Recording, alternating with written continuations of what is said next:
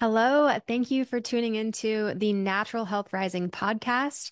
My name is Rachel Smith. I am a certified functional diagnostic nutrition practitioner, and I've helped hundreds of people naturally reverse symptoms of autoimmune diseases and other health challenges, from digestive issues to hormone imbalances. And in these weekly episodes, you're going to learn from myself and top health experts from around the world about functional medicine and holistic health tips to help you rise to your healthiest, happiest self. Welcome. If you are a parent, you're really going to want to listen to this episode because I chat with a holistic therapist today, and we are going to get into how to support your child if they have anxiety, depression, ADHD, how to communicate better with your child, and how to parent better overall and make sure that they are living their healthiest, happiest lives. And my guest today is Keri Cooper, who is a LCSW and the owner of Keri Cooper Holistic Therapy in Northern New Jersey. And in her private practice, she counsels teens and works to give them the tools they need to navigate life. Keri takes a holistic approach to therapy, looking at the whole person and not just their symptoms. Keri is also the author of The Mental Health Uncensored: 10 Foundations Every Parent Needs to Know, a book designed to give parents steps on how to improve their child's mental health. Her second book is a workbook for teens, Mental Health Uncensored: 10 Foundations Every Teen Needs to Know. She's a speaker and writer who helps educate teens and parents on the topics teens face in everyday life. She's a graduate of the University of Pennsylvania and continues to further her education by obtaining additional certifications in her field, one of her favorite pastimes. And when Keri isn't busy working with teens, she's busy with her own 4 children and a flock of chickens. Welcome to the show, Keri. Thank you for having me. Yeah, it's a pleasure to have you on the show. I want to start by giving the listeners a little bit more of an introduction to you and learn what inspired you to actually focus on therapy for teens, and how did you wind up moving to more of a holistic approach more rather than a traditional approach? Absolutely. So I was really fortunate that in high school, I always knew I wanted to be a therapist and I wanted to work with teenagers, probably because of my own friends in high school. Like, everybody was a bit of a mess, and they really didn't have anyone to guide them without judgment. And I felt like, teens are always going to mess up. Their brains are not fully developed. But to be able to have an adult in their life that's able to help them process and to help give advice and guide without judgment was really important to me. So that's when I decided I want to be a therapist. I want to work with teens. And I kind of jumped right into it. And of course, originally I went through the traditional methods: college, graduate school, started working in residentials, in home therapy, with the very traditional approach.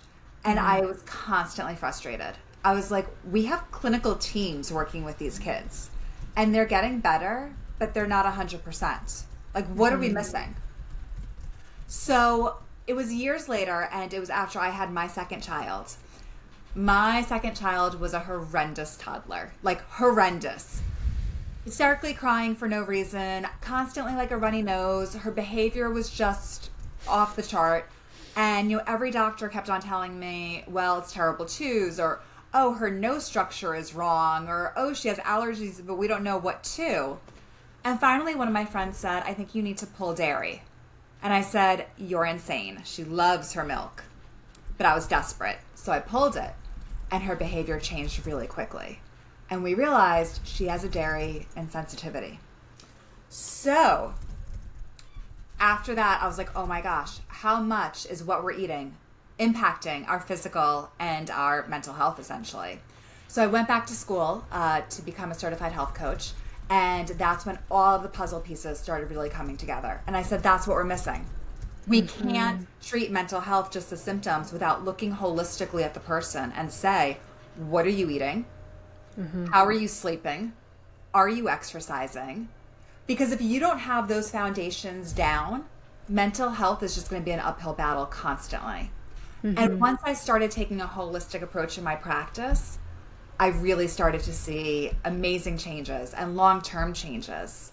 And that's why I then wrote a whole book about it as well, 2 books now, about how to incorporate those foundations into your everyday because they're that crucial. And recently I even went back to get a certification in sleep science because sleep is so important.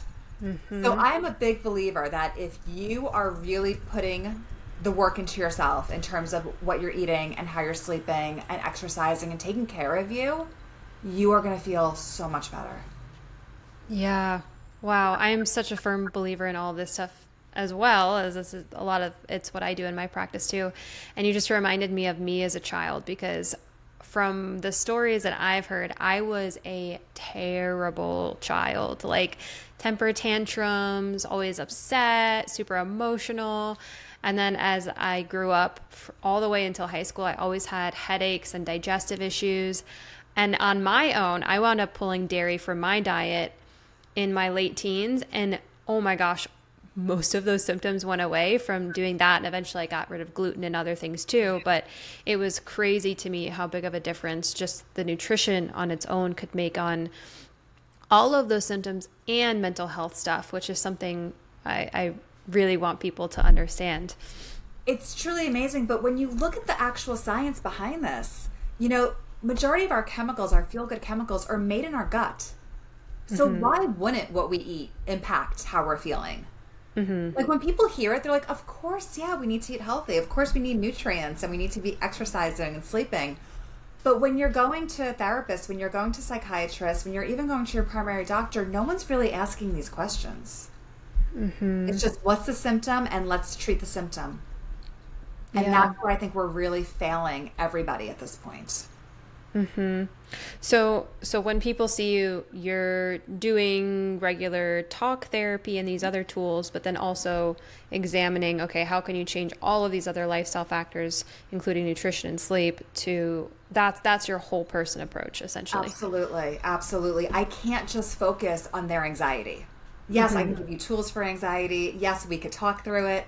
But at the end of the day, if you're essentially drinking no water and living on, coffee or, Red Bulls or whatever else you're drinking, and you're just laying in bed all day, you are not going to feel good. It doesn't matter how many tools I give you. Yeah. So what do you see to be some of the more common triggers for things like stress, anxiety, depression, ADHD nowadays in teens? Well, it's really interesting. So right now, all I work with is high school and college kids. And, I've been working with this population for a long time, like almost 20 years. The shift in mental health has been like nothing I've ever seen. 20 years ago, it was, some depression, a lot of behavioral issues, ADHD. Now it's like 95% anxiety. The anxiety is just through the roof. And when we take a step back and we look at how did this happen and when did this happen, I am going to blame social media for a huge piece of this. That's when social media was introduced, that's when we started to see a really big shift. And it makes sense. I mean, you're online, not having real relationships, but having these fake relationships. You're seeing everybody's, most perfectly filtered life. You feel like you can't compare. You feel like you're failing, like everybody else has it right. It is just so draining. It is so anxiety producing to feel like you are constantly behind. And that's what so many clients tell me. I'm constantly behind. I'm not on the right path. Everybody else has it figured out. Meanwhile, nobody else has it figured out. But we see what they want to show us on social media. So I think that's been a huge source of anxiety. And that's why it's also so important to get off your phones, to be able to find joys and passion and to really be living life. So many kids are now just sitting in their rooms, living life through their devices. I'm so glad you brought this up because I was actually reading some statistics about this recently, and you can tell me if these are on or off. Just a quick Google search said that something like 1 in 3 girls feel bad about their bodies at least once a week using TikTok, Instagram, all these social media apps. There's another one I read that said 88% of girls compare themselves to images in the media, and that the more time spent on social media is associated with body image issues, disordered eating. Then I was also thinking about bullying that happens not just in person now, but through text messages and online chats and things like that. I mean, there's so much, like there's even more ways for people to access each other now, which opens up a whole nother realm of of those issues. Absolutely. So, yeah, it's very sad. So how do you have someone deal with that if we're pretty much glued to our phones nowadays for everything? Right. And that's what we talk about. One of the first questions I ask people, I'm like, pull up your screen time. What does your screen time look like?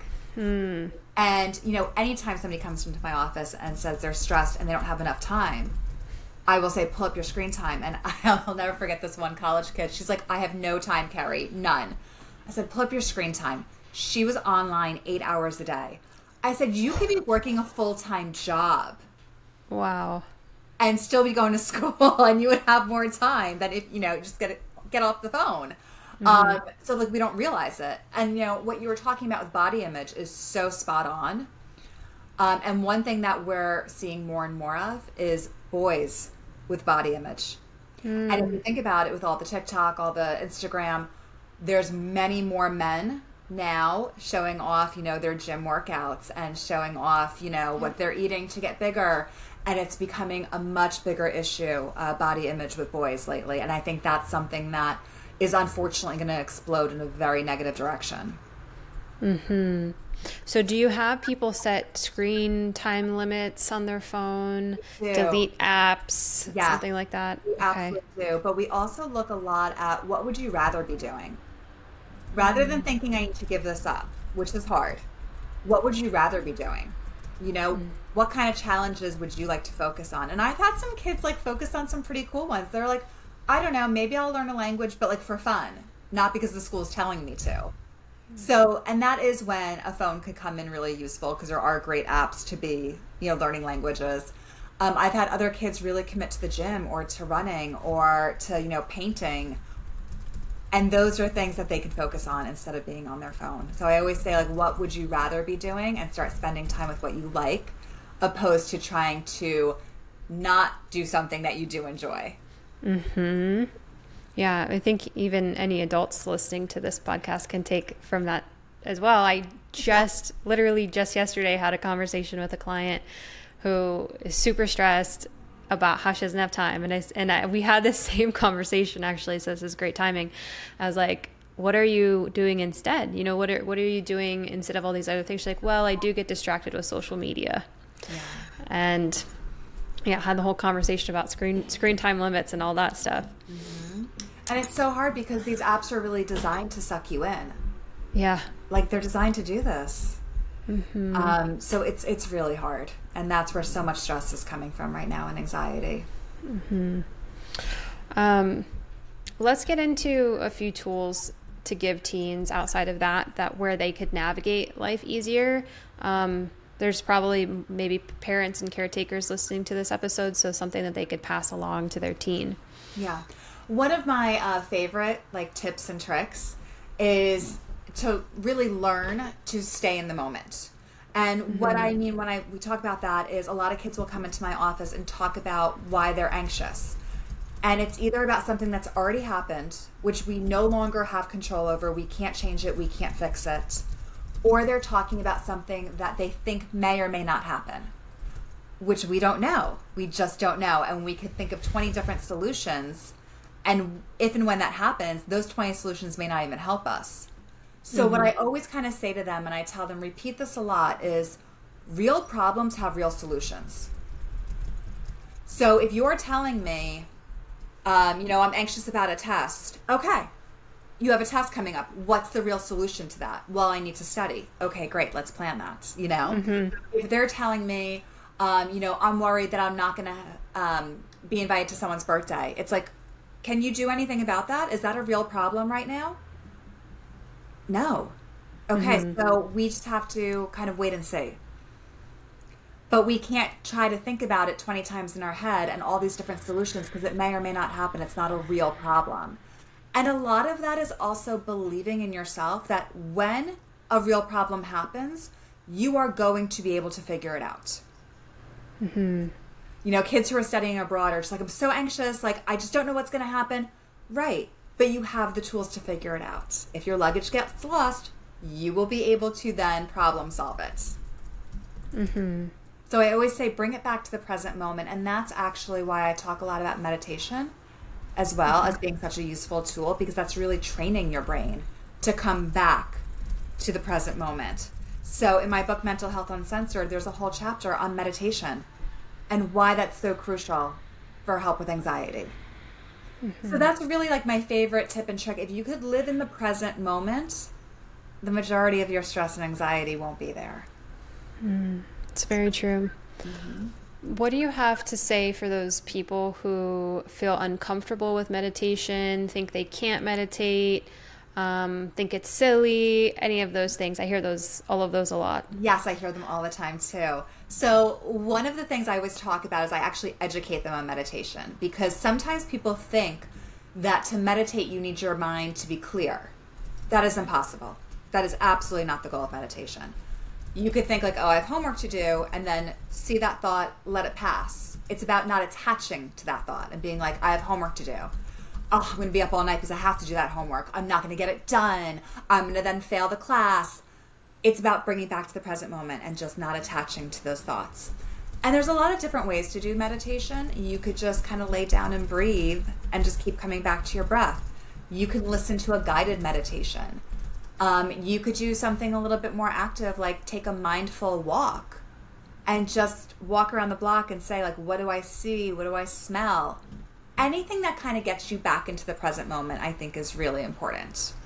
I love that.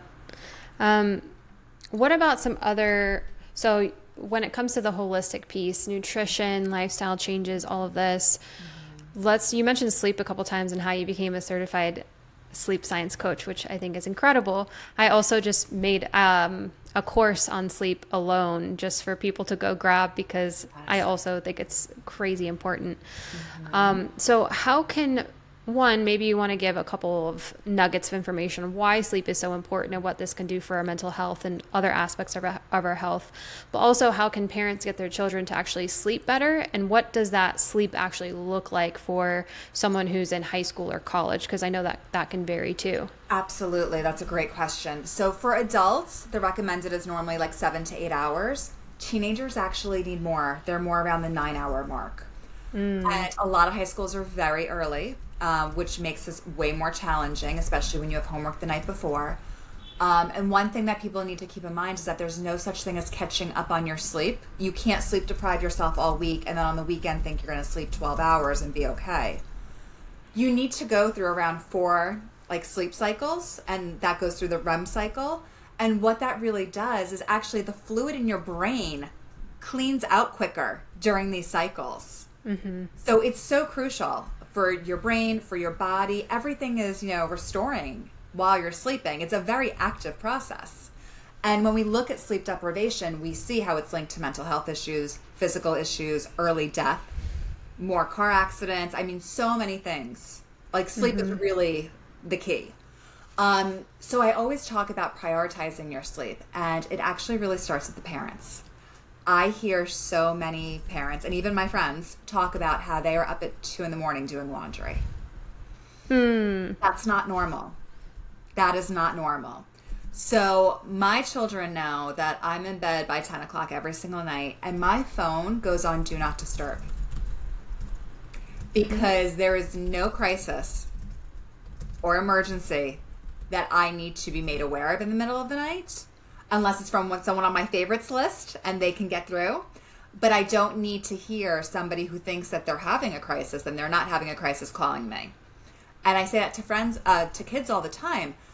Because your friend broke up with their boyfriend does not make it your crisis. You do not need to be available at 2 a.m. for your friend. So if you put your phone on Do Not Disturb, then you don't know what's happening. Yep. So I really think it's important to be able to set up those boundaries and to say, my phone's on Do Not Disturb. For kids also, I always say phones should not be in the bedroom. Have a charging station in the kitchen, in some common area, and all the phones should really go there at night. And when your kid says, oh, but I need it for my alarm clock, buy them the $10 battery alarm clock. Because phones are a huge distraction and a huge problem at night. Because when a child can't fall asleep, they also really they'll reach for that phone and then they're sucked in.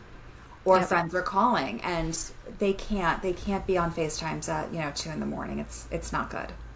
Yeah. And then they have all the blue light coming from the phone, which is Yes. going to wake them up and suppress their melatonin. And that is a whole other problem versus just even the distraction of whatever is on social media. Absolutely. And I always tell kids too, and adults as well, start dimming your screens like a solid hour before, and try to get off your phone a good hour before you want to go to bed. I say create a nighttime routine, whether that be your skincare, whether it's reading a book, having a cup of tea. Create something that you actually look forward to. That way you're not sitting on your phone. Okay, so really for the listeners, because most people are adults listening to this podcast, so these parents need to be an example, is what you're saying. Everything you need to be an example for. So you can't tell your kid to eat well when you're not eating well. You can't tell your kid to get off their phone when they're watching you play Candy Crush all the time on your phone. And if you're not exercising or getting outside, you can't tell your kid to either. You really need to be the model for it. And it's so good for you. Parents are so stressed out and so overrun, especially women. Whether or not they're parents, women are so stressed out at this point. And they need to be taking care of themselves. And that does not mean a massage once a month. It means every day taking care of themselves. Okay. Um, so when it comes to, I want to answer this question for ADHD specifically, but also anxiety and depression. When you think of these three things, are they all able to be fixed or managed better or taken care of without medication? Because I know a lot of people out there listening think that maybe something like ADHD, depression, etc., absolutely need an antidepressant or Ritalin or these drugs, which can have some harmful side effects. So is there a better way, and do these ways work in your practice? Are people able to get off of medication? What does that look like? So I always say you should try everything before you try medication. And if nothing is working, then there is a time and place for medication. Absolutely. That's why it's there. And there's absolutely no shame in taking it. But to try everything else first. And then if you're still stuck. And I say the same thing even with a headache. Rather than just going for that, quick painkiller, can you drink a glass of water first? Can you try to close your eyes for a few minutes? Can you try to notice if you have tension in your shoulders? What else can you do before going there? So I think for some people, they're able to manage it without medication. Some other people truly aren't, and that's okay. But I always go with try everything first. And even if you are on medication, being healthy will only help your medication work better. It will only help you feel better. So don't feel like, well, I'm on medication, so I don't really need to take care of myself. It all works together. Okay. So as people are trying to make these changes, trying to sleep better, you mentioned diet a little bit, and I want to make sure we touch on that. What are some of the big things outside of dairy, for example, that you've seen make a massive impact on people? I think really changing from the processed foods to real food is, it's life-changing. And unfortunately, especially in this country, so many people don't understand what healthy food is. You should be able to, really get something that comes from the ground, and you're like, okay, this is food. And I think cooking is really a lost art as well, especially for kids. Like, you need to learn how to cook. That way you're able to take these beautiful fruits, vegetables, and turn them into something delicious for yourself. And unfortunately, less and less schools have cooking classes, and less families are having family dinner together. Less and less families are, actually cooking food instead of door dashing or just ordering out constantly. So I think that's a piece to this puzzle that we really need to examine. And I think that when you start making that shift and you start eating food that's truly nutritious, you just feel so much better. Okay. So maybe encouraging the parents out there listening to cook more at home and include their child, because there's definitely some parents who are like, no, no, no, I'm the parent, I'm supposed to do this, I'm supposed to do everything. Especially mothers can think that way, I've seen. Or it's just easier if I do it, right? But Yeah. maybe releasing a little bit of that control and allowing your child to help you is gonna, once they get good at it, help relieve some of their stress, and help them gain a new skill that they can carry with them for the rest of their lives. I love that you just said they need to learn to release their control. That is such a ginormous issue I see in my practice at this point. And it comes from these really well-meaning parents who are like, no, I'm just going to do it for them, and I'm going to make sure it's done right. It's okay if it's not done right. Yep. I have parents who tell me, like, I can't make my kid load the dishwasher. They don't do it right. Listen, if the dishes are in there, they're going to get clean. There's no right or wrong. It may not be your way, and that's okay. And you need to release that control, because a lot of these kids are coming out of high school with zero life skills. They don't know how to do anything. They barely know how to boil water. You need to allow kids to experiment. They're going to get stuff wrong all the time, and that's okay. That's how they learn. But you also want to be able to instill with them that confidence that they can do it. When a child goes off to college and they don't know how to do their own laundry, when they don't know how to cook a meal, that doesn't make them feel good. Mm-mm. And parents always, ask me, how do I build their confidence? You need to let them do things. Yeah. Yeah. Okay. So let's talk a little bit about the parent for a second. Mm-hmm. What happens if you find out that some of the root issues is really the parent in the child's home life? Yeah. I do a lot of family work as well, and bringing the parents in, and sometimes it's really hard for the parents to give up that control, especially when we talk about like checking grades and stuff like that, and even simple things like laundry.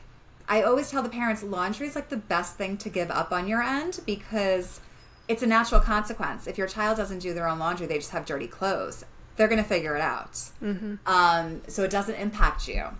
So that's like one of the first things where I really try to get them to lose some control and to really make their child more responsible. And I also talk about laundry. You have to plan. Like, okay, my softball jersey's dirty and I have a game on Thursday and I'm out Wednesday. So when am I going to do this? So it's a lot of pre-planning skills that they're actually learning from doing this. And it's okay for them to mess up and to not do their laundry and to be stuck just with dirty clothes.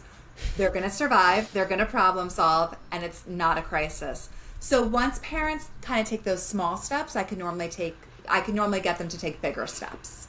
But a lot of it is also about the relationship that I have with them, and they know I'm not going to make them do something that's going to have everything fall apart. Mm-hmm.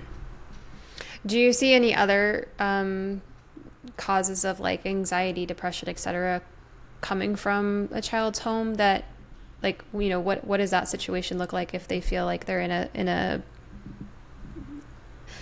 situation where the parent is causing a lot of this? Yeah, I think that a lot of times parents aren't aware of their own anxiety and how that really kind of spills out right on top of the kid. So parents are, again, for the most part, very well-meaning, but they get so anxious about, like, did you study for the test? Are you going to fail? Like, and the kids are feeling this. Mm-hmm. And it's like, you got to trust, like, they're going to do it. It's okay. And, the parents mean well, and they want to see their child succeed, but their own anxiety is really preventing it from happening in a healthy manner.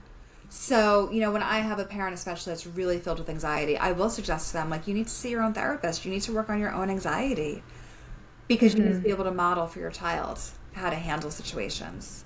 So a lot of times anxiety is like taken in from the parents. And we also live in a pretty, competitive space and world right now where kids feel like they have to be the best at everything, and you're not going to be the best at everything. And that's okay. Mm-hmm. Okay.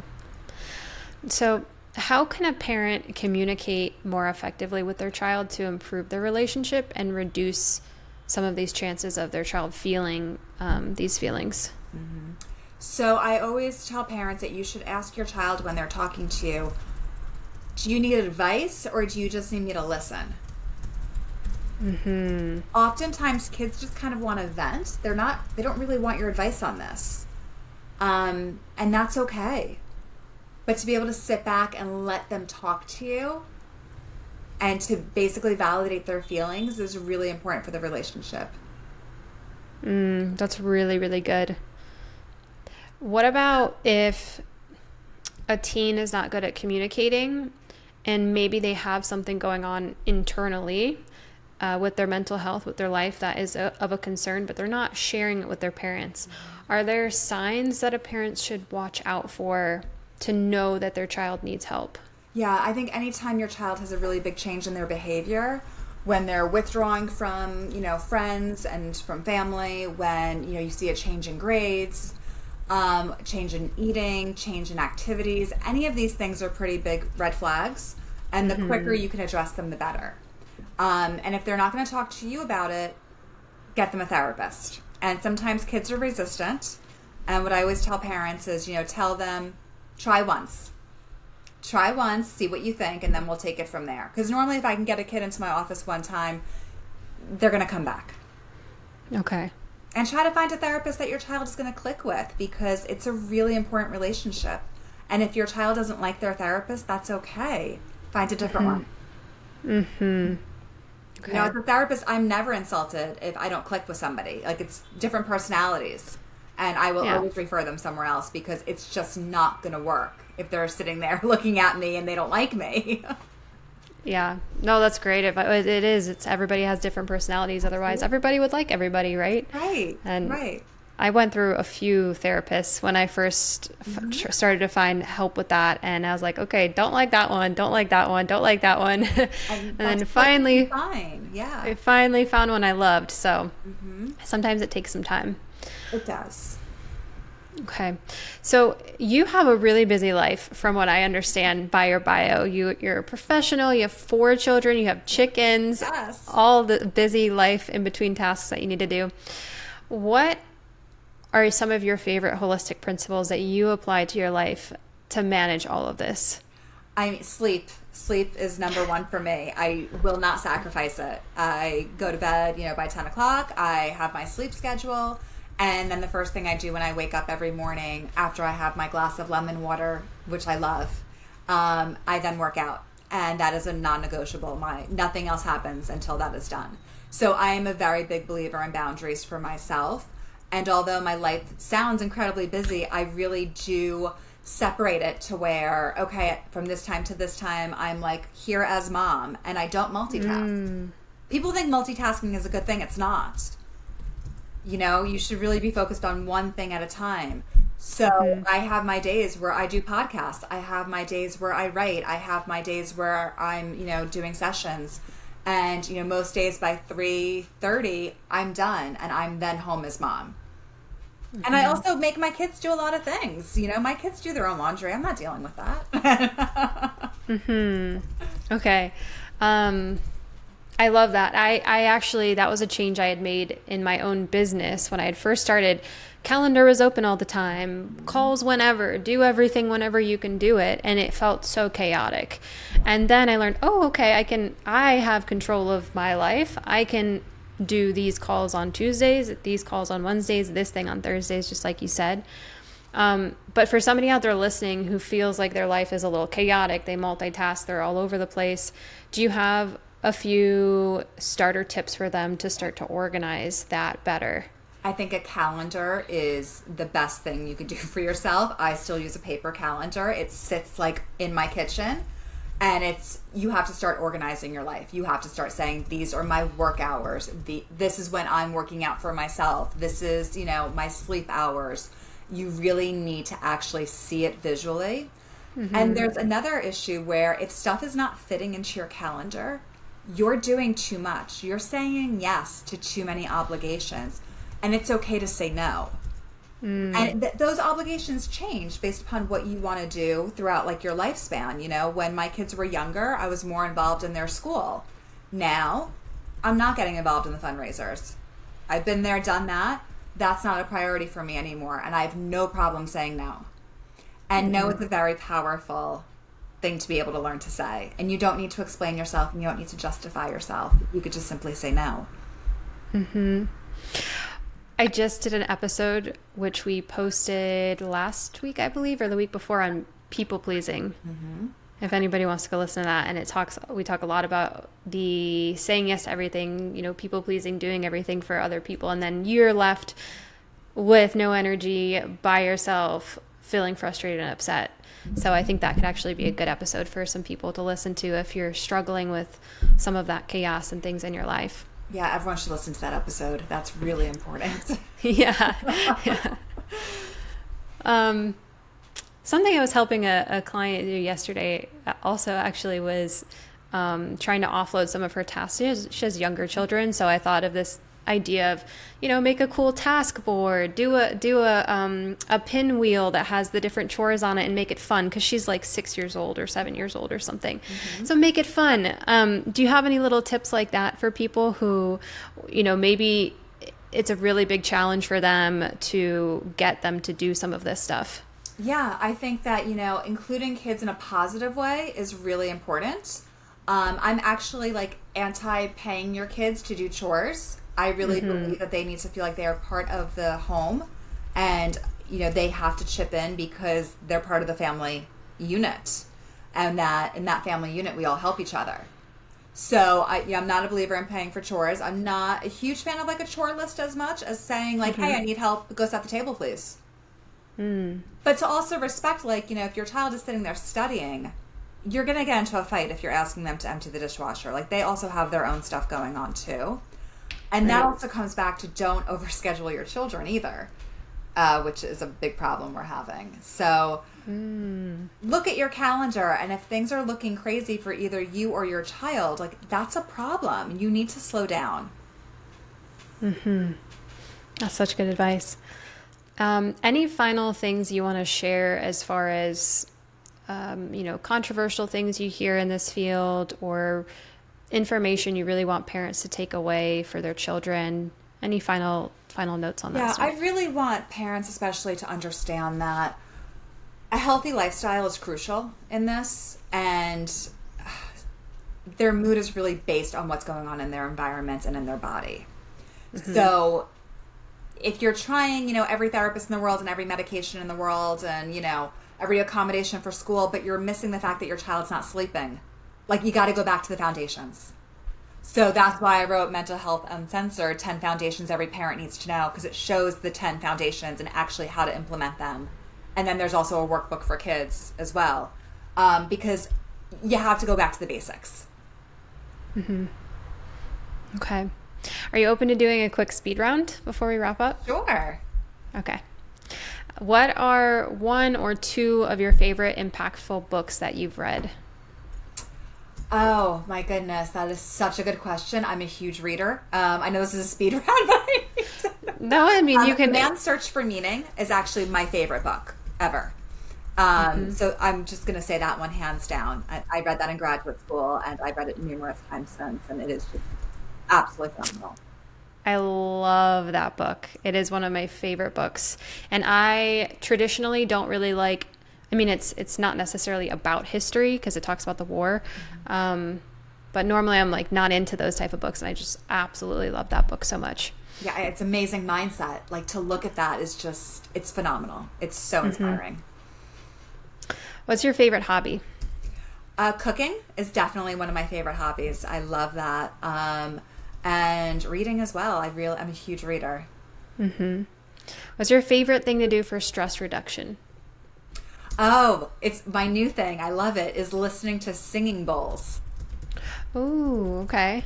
I recently learned about them, and now I'm hooked. So Okay. I'll lay down for 10 minutes and just play singing bowls through, an app, and I'm oh my gosh, this is amazing. I love it. Do you have any people in your area where you live that do sound therapy where you can go to an actual session? Because that's really awesome. I am looking, and I have not found somebody yet, but I am on the hunt Okay. because I do think it's fantastic. Yeah. I'm a little spoiled. I lived in Arizona for the past few years, and it's very woo-woo, very holistic alternative, and there's a sound healing session every day if you wanted to go. Okay. If you could travel anywhere in the world, where would you go and why? I would probably actually go to Hawaii because I went there for my honeymoon, absolutely love it, and just love the beaches. Love that. Haven't been there yet, but it's definitely on my list. Yeah, it's beautiful. And last question, if you could leave the listeners with one tip that they could implement this week to help them live a healthier, happier life, what would it be? Sleep. Start sleeping. Good. So good. Thank you so much for being on the show. This has been amazing. I'm sure super insightful for any parents listening out there. And then go ahead and share where people can find you, if they can work with you. I don't know if there's state boundaries or anything for that as well. You can share. Yes. Yes. So my website is Keri Cooper Holistic Therapy, Keri. And I'm licensed in many states, so that's normally not, awesome. It depends on the state. But I also have a second business up and coming, which is Keri Cooper Holistic Solutions, which is more of a coaching business, and that I can do anywhere. I'm also on Instagram at Keri Cooper Holistic Therapy, and I have 2 books on Amazon, Mental Health Uncensored, 10 Foundations Every Parent Needs to Know, and Mental Health Uncensored, 10 Foundations Every Teen Needs to Know, and that's an actual workbook. Wonderful. We'll put all that stuff in the show notes for everybody to go grab. And thank you again for being on the show, Carrie. Thank you so much for having me. Thank you so much for watching this video. Don't forget to like this video and comment, letting me know what you enjoyed and what you want to see more of. Also, please subscribe and hit the notification bell so that you get alerts when new content is coming out and you don't miss any videos. And just a quick reminder that this information is for educational and entertainment purposes only. It is not intended to diagnose, treat, or cure any illness or medical condition. Please consult with a qualified healthcare professional before making any changes to your diet, exercise routine, supplements, or medical treatment. If you're looking for a functional medicine practitioner, please reach out to me. And thank you again for watching, and keep striving to become your healthiest, happiest self.